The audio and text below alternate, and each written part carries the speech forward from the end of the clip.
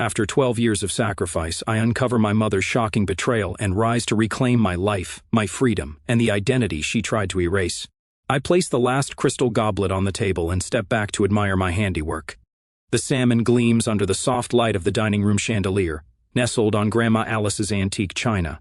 Vera Lynn's beloved embroidered tablecloth drapes perfectly across the mahogany, not a wrinkle in sight. "Simone, did you remember the lemon wedges?"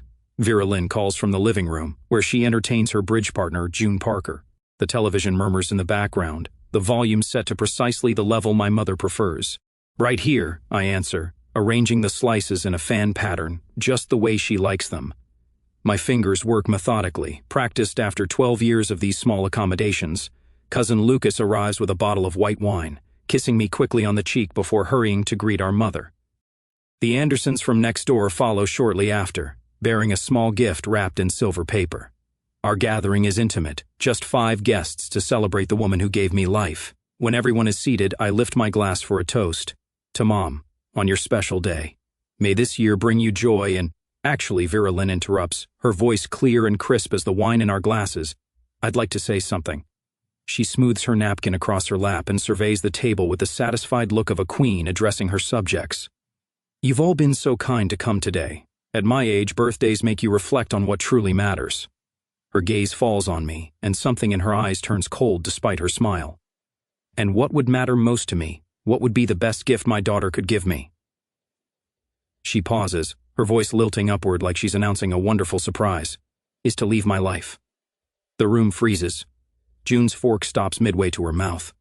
Lucas stares at his plate. The silence stretches like pulled taffy, thick and uncomfortable. "Mom?" The word leaves my mouth, a question hanging in the still air. "You've done your duty, dear. 12 years is quite enough sacrifice, don't you think? It's time we both moved on." Her tone is light, as if discussing a change in weather rather than casting me aside. My hands go still in my lap. I can feel 5 pairs of eyes shifting between us, witnessing this moment when the ground beneath me crumbles away. I rise from my chair, napkin falling forgotten to the floor. Without a word, I walk to the coat closet, slide my arms into my jacket, and step outside into the cool evening air. Behind me, the birthday cake sits uncut on the sideboard, its candles unlit. The night air cools my heated face as I walk without direction.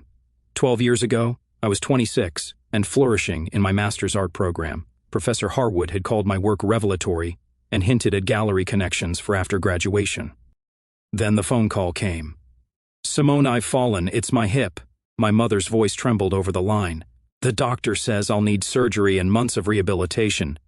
You're all I have."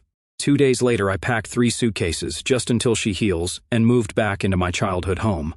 I deferred my final semester, promising my professors I'd return in 6 months. But 6 months became a year became 2. Somehow 12 years slipped away while I wasn't looking. The days after the birthday dinner pass in a haze. By the 3rd morning, my phone buzzes repeatedly. Vera Lynn's name flashes on the screen as she goes out. I watch it ring until the screen goes dark. Instead of answering, I pull out the leather-bound journal I bought myself last Christmas, but never used. On the first blank page, I write, "I've been erased from my own life." The words stare back at me, stark and true. When I finish writing, I do something I haven't done since moving back home. I lock my bedroom door. The small click of the mechanism sliding into place sounds like freedom. As I sit on the edge of my bed, memories surface. I remember returning from a weekend art retreat to find my childhood bedroom repainted. The soft yellow walls I'd chosen were now beige. My mother had smiled, pleased with herself. Surprise, I thought the room needed refreshing. My art books had been rearranged, posters taken down, my space remade in her vision while I was gone. It was just one moment in 1,000 similar moments, small erosions that accumulated until the person I was became buried beneath the person she needed me to be. I stand before the mirror now, studying my reflection. When did these fine lines appear around my eyes? When did my shoulders learn to curve inward like this? My art career, my friendships, even potential relationships, all sacrificed at the altar of filial duty. The woman in the mirror looks like a stranger, and I realize with startling clarity that I barely recognize myself. The next day, the fluorescent lights of First National Bank buzz overhead as I wait in line, clutching my account statement. A hollowness has settled in my stomach since the birthday dinner 4 days ago. I've barely spoken to Vera Lynn, our paths crossing in silent choreography around the house. Next customer, please. The teller, Marlene, according to her nameplate, smiles as I approach. Her salt and pepper hair reminds me of my art professor from years ago. I'd like to review my account transactions for the past year, I say, sliding my ID across the counter. Of course, Miss Bennett. Her fingers tap efficiently across the keyboard. Your joint account with Vera Lynn Bennett, correct? I nod, watching her eyes scan the monitor. Something shifts in her expression. Is there a problem? I ask. Well, she hesitates. There have been several transfers from this account to another account solely in your mother's name. How much in the past 12 months? She clicks through screens. $7,800 total. My fingers grip the counter edge until my knuckles turn white. The room seems to tilt slightly. May I see the transfer slips? My voice sounds distant, belonging to someone else. Marlene turns her monitor toward me, then retrieves paper copies from a drawer. Here they are, all authorized with your signature. But they aren't my signatures. Close, but not mine. The loops are too rounded, the final stroke too long. These aren't my signatures, I whisper. Marlene's expression softens with recognition. I should mention, this isn't the first time money has moved between these accounts. What do you mean? Similar transfers appear regularly over the past few years. She lowers her voice. Your mother told Mr. Dalton you approved all household expenses when she was in last month. The floor beneath me feels suddenly insubstantial. I thank Marlene and walk outside. The manila folder of transaction records heavy in my hands. When I arrive home, voices drift from the kitchen. Vera Lynn and June Parker sit at the table, teacups between them. They fall silent when I enter, two pairs of eyes tracking my movements. Simone, we were just talking about you, Vera Lynn says brightly. The brooch pinned to her blouse catches the light. Grandmother Alice's cameo that disappeared from my jewelry box last Christmas. Were you? I open the refrigerator, my back to them. Just saying how dedicated you are, Vera Lynn continues, giving up everything for me. I turn slowly. June's eyes hold something, concern, pity, that contrasts sharply with my mother's placid smile. That's one way to put it, I say. June shifts in her chair. How are you managing with the roof repairs? Vera Lynn mentioned they were quite expensive. Roof repairs? The words come out sharper than intended. The leak over the guest bedroom, Vera Lynn says smoothly. Remember, dear, from that storm in April, there was no leak. No storm severe enough to cause damage. No repairs I've seen evidence of. Must have slipped my mind, I say. Later, after June leaves, I search my mother's desk while she naps. Beneath her tax returns, I find property documents I've never seen before. The deed to our house, my childhood home, shows alterations to the ownership percentages. My name, once equal with hers, now appears as a minor stakeholder. I check my separate savings account online. The balance reads $1,247.82. Last year, it held over $12,000. My emergency fund, built from years of careful saving from my library salary. My legs carry me to the attic, where I stored my art supplies, expensive brushes, imported paints, canvases I'd been saving for someday. The corner where they live now holds stacked plastic bins labeled Vera Lynn's Craft Corner in my mother's handwriting. When I confront her about the missing supplies, she waves dismissively from her armchair. I donated those old things. You clearly weren't using them, and I needed space for my new hobby. The senior center is offering ceramics classes. Those were my professional supplies. You had no right. This house runs my way or not at all, Simone. Her voice hardens. I thought I made that clear at my birthday. June calls the next morning. When I answer, she asks if Vera Lynn is nearby. She's at her bridge club, I say. Listen carefully, Simone. June's voice drops to nearly a whisper. She's been telling everyone you're mentally unstable. Claims you've been forgetting things, misplacing items, having mood swings. She showed us a brochure for a facility. Said she might need to consider options for your care. My throat tightens. Why are you telling me this? Because it isn't right. A pause. And because I've seen how she treats you. After we hang up, I make an appointment with an attorney later that day. Tomas Reyes listens without interrupting as I lay out bank statements, forged signatures, and altered property documents across his desk. Financial exploitation of family members is unfortunately common, he says when I finish, but provable. We can protect what assets you have left. As I drive back from the attorney's office, I wonder if I should confront my mother immediately with what I've discovered, or quietly make my preparations to leave. Direct confrontation might satisfy my anger, but careful planning might protect what little I have left. What would you do when the person who should love you most is actively working against you? 3 days later, the phone rings 4 times before stopping. Then it starts again. The third missed call from cousin Lucas this morning. I check the voicemail, pressing the phone against my ear. Simone, I heard you've been acting strangely. Mom talked to Aunt Vera Lynn. We're worried about you. Call me back, okay? I delete the message and place the phone face down on the kitchen table. 3 days, and Vera Lynn has already launched her counterattack. The realization settles in my stomach like a stone. When I check the mail that afternoon, Mrs. Anderson from next door watches me from her porch. Her usual friendly wave is replaced by a tight-lipped stare that follows me back inside. Later, I overhear a hushed conversation through the open window. Such a shame when the caretaker needs care, Mrs. Anderson whispers to her husband. Vera Lynn says she's been having episodes. Episodes. The word coils around my throat like a snake. That evening, an envelope slides under my door. Inside, a formal invitation on Vera Lynn's monogrammed stationery family meeting. Saturday, 2 p.m., June's house. My name isn't listed among the attendees. I've become a topic, not a participant. The next morning brings fresh revelations. The credit card statement arrives with my name but unfamiliar charges, a diamond bracelet, dining at restaurants I've never visited, a weekend spa retreat in Scottsdale. My heart pounds against my ribs as I scan the total, $4,760. At the credit bureau office, the clerk's expression shifts from professional to pitying as she scrolls through my report. There are 3 accounts opened in your name in the past 8 months, she says, all carrying balances. Were you aware of these? I shake my head, my mouth dry as sand. You might want to file a fraud report, she says, sliding a form across the desk, though it gets complicated when it's family. Family. The word no longer means safety. The doorbell rings the following day, and my body responds before my mind can catch up, pulse racing, palms sweating, breath shallow. I peek through the curtains instead of answering. The UPS driver leaves a package and walks away, but the damage is done. I become afraid of my own doorbell. That night, I search for my birth certificate and social security card in the filing cabinet where they've always been kept. The folder sits in its place, but the contents are gone. My passport is missing from the desk drawer. Even my college diplomas have vanished from the wall, leaving rectangular shadows on the faded paint.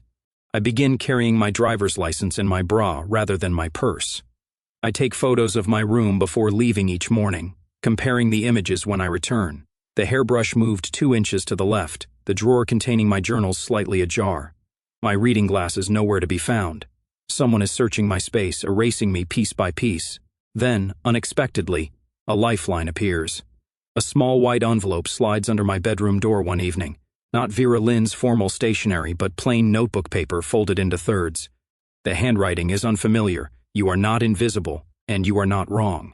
No signature, but I recognize the lavender scent of Elaine Darnell's hand lotion, the neighbor who lives 3 doors down, who smiles when we cross paths at the supermarket.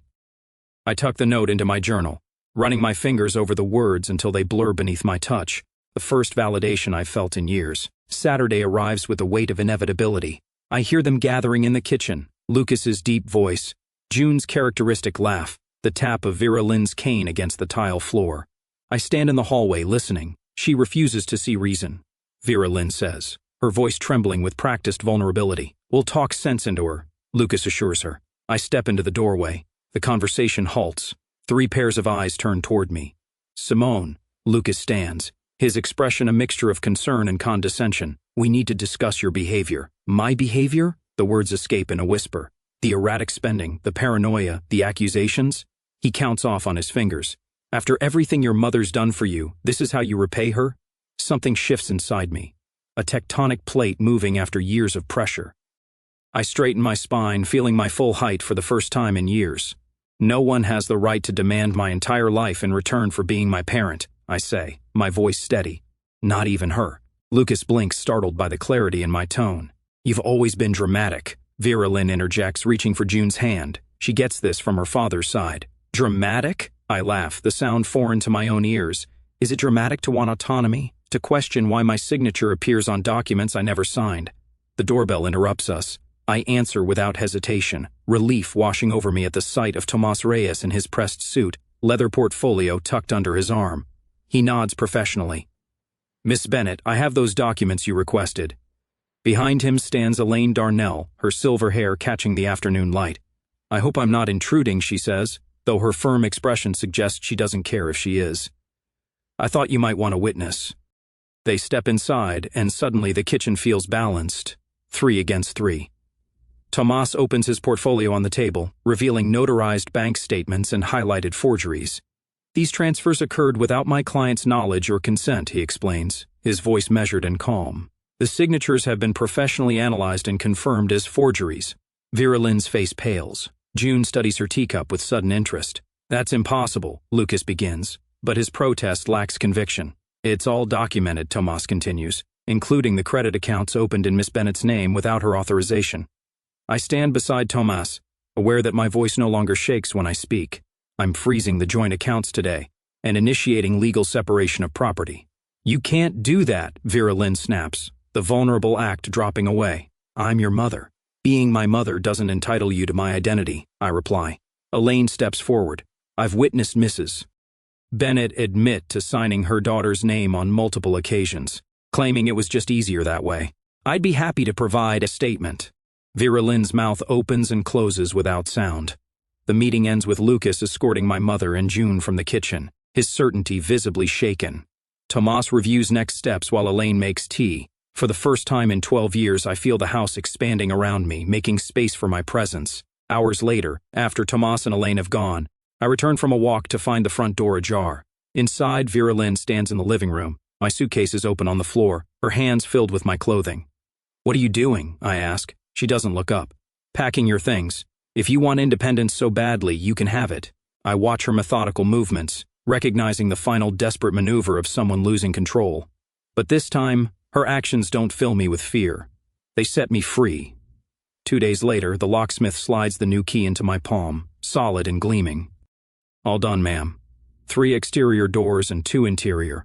Nobody's getting in without your say-so now. I close my fingers around the metal, feeling its teeth bite into my skin. Thank you. After he leaves, I walk through each room of the house, testing locks, mentally reclaiming territory.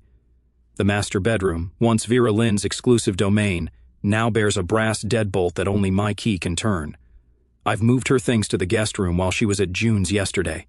My phone buzzes with a text from Tomas, bank accounts separated, password reset on all financial portals, documented 6 forged signatures so far.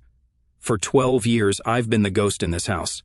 Now I'm becoming solid again, one boundary at a time. When Vera Lynn returns that afternoon, her key slides uselessly against new tumblers. I watch through the curtains as confusion crosses her face, followed by indignation. She jabs the key harder, twisting with increasing force until her knuckles whiten. When she finally looks up, our eyes meet through the window. The shock on her face is worth every penny I paid the locksmith. I open the door just enough to speak through the gap. Your things are in the guest room. We need to talk about the forged signatures at the bank. This is ridiculous, she sputters, her voice rising to carry to the neighbors' houses. My own daughter locks me out of my home. My home, I correct her, voice steady. The deed shows I've owned it since Grandma Alice passed. The deed you tried to alter. My home. Her performance falters momentarily before she recovers, eyes brimming with rehearsed tears. I'm calling Lucas. The family needs to know what you're doing. Go ahead, I say, closing the door softly. That evening, my phone lights up with a call from June Parker. I nearly decline it, assuming she's acting as Vera Lynn's proxy, but something makes me answer. Simone? It's June. Her voice sounds different, hesitant, without the usual confidence she displays at my mother's side. Vera Lynn's called an emergency family meeting at my house tomorrow. She's telling everyone you've had some kind of breakdown. My stomach tightens. I expect as much. I thought you should know what she's planning. June pauses, then adds, I could record the conversation, let you hear what she's saying behind your back. The offer surprises me. Why would you do that? Because some things she's claiming don't add up. She said you stole money from her accounts, but I was there when she bragged about using your credit for that cruise last year. Said you'd never notice. I pressed my hand against the wall to steady myself. She told you that, and more. I kept quiet too long because she was my friend first. That was wrong of me. After we hang up, I sit at my kitchen table, spreading out the financial documents Tomas helped me gather. Each paper represents another betrayal. Forged checks, credit accounts opened in my name, transfers from joint accounts. The evidence forms an undeniable pattern. The next morning, my phone rings again. It's Lucas, his voice uncharacteristically subdued. I just left June's. Your mom's saying some pretty extreme things about you. Let me guess. I'm unstable, ungrateful, possibly stealing from her? His silence confirms it. Some of what she's claiming doesn't make sense. She said you've never paid toward household expenses, but I remember you mentioning taking a second job to cover the roof repairs last year. The repairs she arranged without telling me, then forged my signature for payment? I keep my voice calm, factual. Lucas, I have the documentation. Actual proof, not just accusations. Another silence. I'd like to see it if that's okay. Come by tomorrow, I'll show you everything. That night, Tomas calls with updates on the legal documentation he's preparing. We've established a clear pattern of financial exploitation, he says. With the bank records and the forged signatures, we have enough for a formal complaint. While we talk, Elaine from next door drops by with a homemade casserole and helps me rearrange the living room furniture. We move Vera Lynn's heavy wingback chair to the basement and bring my reading chair down from the attic, where it's been stored for years. The room already feels more like mine. How are you sleeping? Elaine asks, straightening a lamp on the side table. Last night was the first time in weeks I didn't wake up at 3 a.m., wondering what she'd do next, I admit. Good. That's a start. After Elaine leaves, June calls again. Vera Lynn's changing her story now. Yesterday you were irrational and dangerous. Today she's saying you're just confused and need family intervention. Because the dangerous narrative wasn't working? Exactly. Some of the family is starting to ask questions she doesn't want to answer. I thank her for the information, feeling a strange mix of vindication and sadness. When June offered to help me expose my mother's manipulations to the family, I hesitated. Would bringing everything into the light finally free me from her control? Or would it just drag me deeper into a conflict I was trying to escape? The next day, Lucas actually comes by as promised. He sits at the kitchen table, carefully reviewing each document I place before him. His expression grows increasingly troubled as the evidence mounts.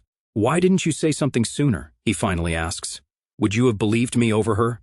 His silence is answer enough. As Lucas is leaving, my phone rings. It's Vera Lynn, her voice wobbling dramatically. Simone? I'm terribly ill. The doctor says it's my heart. I need you to take me in again.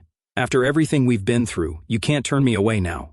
I close my eyes, recognizing the familiar manipulation tactic. But this time, instead of rushing to help, I simply say, I'll have Lucas drive you to the emergency room. If the doctor confirms it's serious, we can discuss next steps. Her startled silence tells me everything I need to know. The old tactics won't work anymore. For the first time in 12 years, I'm writing my own story. 2 days later, the doorbell rings at precisely 8 in the morning. I open it to find Vera Lynn leaning heavily on a cane, her face drawn with exaggerated pain. Simone? She wheezes, clutching her chest. I need to come in. The doctor says my heart isn't good. I step aside wordlessly, watching as she limps dramatically into the living room, the same living room where she once told me to leave her life. Now she wants back in. You look terrible, I say, not unkindly. Should I call an ambulance? No. The word comes too quickly. I just need rest. And my daughter.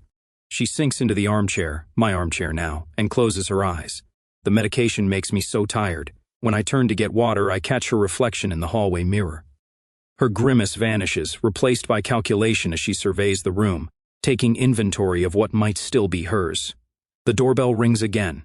Lucas stands there, hands jammed in his pockets. I heard your mom was sick. Thought I should help mediate things. His eyes dart between us, uncertain where loyalty should land. Perfect timing, I say. Come in. Vera Lynn immediately doubles over, hand pressed to her heart. Lucas, thank goodness. Tell Simone how serious this is. Actually, I interrupt, walking to the bookshelf where I've placed a manila folder. I have something for both of you. I pull out copies of bank statements, each transfer highlighted in yellow, beside the original transfer slips with my forged signature, now notarized with the document examiner's statement confirming the forgery. What is this? Lucas asks, taking the papers.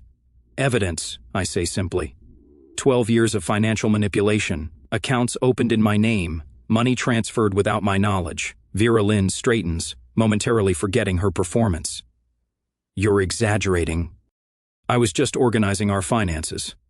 I pull out another document, sliding it toward Lucas. Her medical records from last week's checkup. Perfect health, no heart issues, no need for medication. Lucas stares at the papers, then at Vera Lynn. Something shifts in his expression, the first crack in his certainty. Aunt?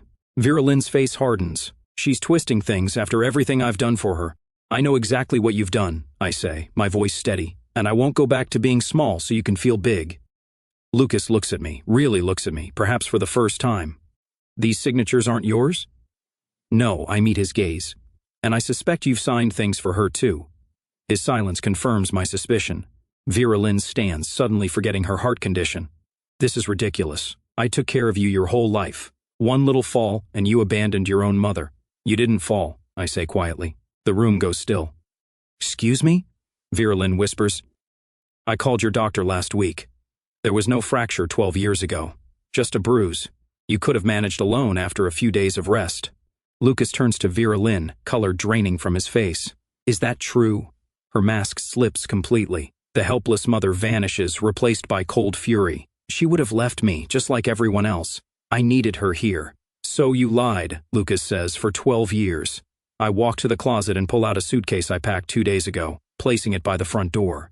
The living room around us bears little resemblance to what it once was. I've replaced her beige walls with warm terracotta. Her formal furniture has given way to comfortable pieces in rich, earthy tones. My paintings hang where her bland prints once dominated. What's this? Vera Lynn demands, pointing at the suitcase. Your things, I answer. Just your things. She lunges for a crystal vase on the side table. This is coming with me. It was my mother's. It was Grandma Alice's. I correct her firmly. Not yours, and it stays with me. Her hand freezes mid-reach. For the first time, she seems uncertain. Lucas steps between us. Aunt, let's just take what's in the suitcase. You're taking her side? Vera Lynn spits the words. I'm trying to do what's right, he says quietly. Vera Lynn turns to me, tears filling her eyes on command. After everything we've been through together, no one will ever love you like I do. The words hang in the air between us. I've heard them so many times before. The ultimate manipulation, the final trap. But this time, they sound different to my ears. Thank God for that, I say.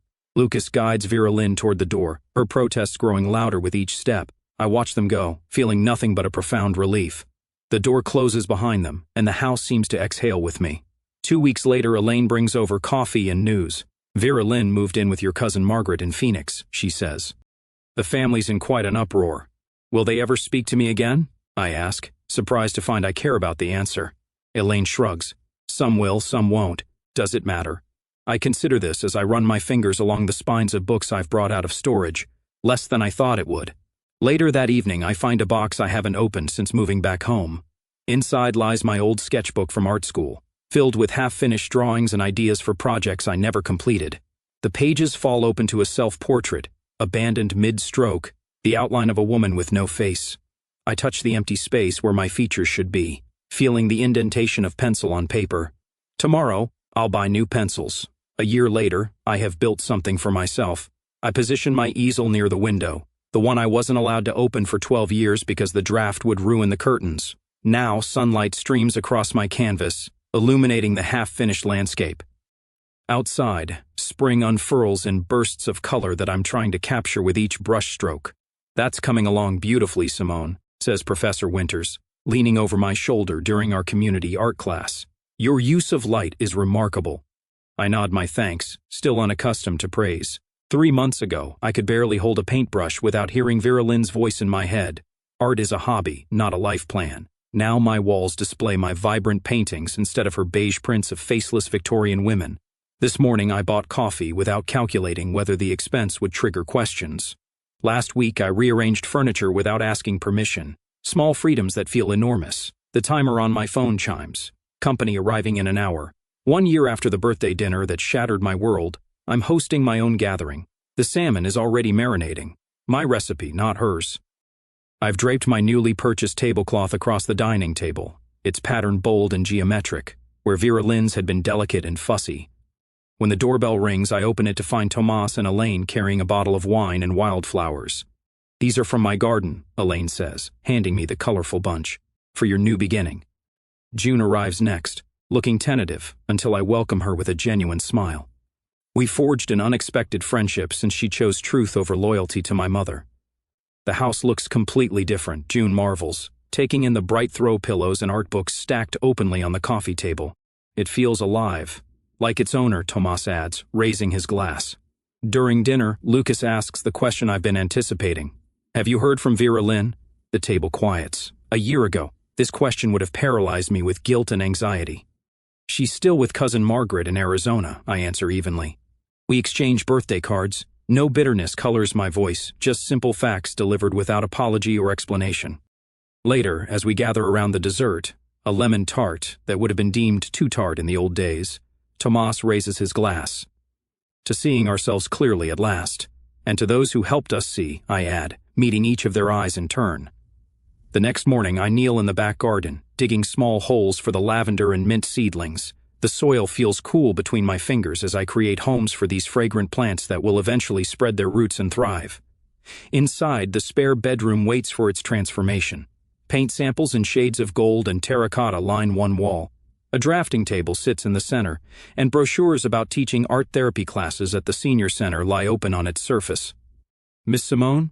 Two young voices interrupt my gardening. The Henderson girls from down the street stand at my garden gate, holding a plate covered with a checkered napkin. Mom made apple cinnamon muffins, says 8-year-old Katie. She said to bring you some because your garden makes her feel braver. Braver? I ask, accepting the plate. She started painting again, explains 10-year-old Abby.